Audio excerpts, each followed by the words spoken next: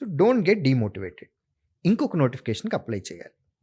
కానీ ఈ మధ్యలో ఇంకో ట్రాన్సిషన్ పీరియడ్ రావాలి. ఇప్పుడు చేసిన మిస్టేక్స్ ఏమన్నా ఉన్నాయా? ఉంటే వాటిని కరెక్ట్ చేసుకోవాలి. పాయింట్ 1. నెంబర్ 2, గత నోటిఫికేషన్లో మీకంటే బాగా పర్ఫామ్ చేసిన వాళ్ళు ఉన్నారు కదా, మీకంటే ఏమి బాగా పర్ఫామ్ చేశారని మీరు అనుకుంటున్నారు.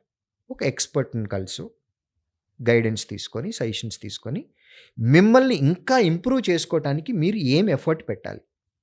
ఇలా మిమ్మల్ని మీరు కరెక్ట్ చేసుకుంటూ వెళ్తూ ఉన్నారని అనుకోండి, టైం తీసుకున్నా పర్వాలేదు. 1 year, 2 years, 3 years, 4 years government ఉద్యోగం కోసం ఆ టైం పెట్టుకోవచ్చండి. కానీ exam to exam, notification to notification మిమ్మల్ని మీరు ఇంప్రూవ్ చేసుకోవాలి.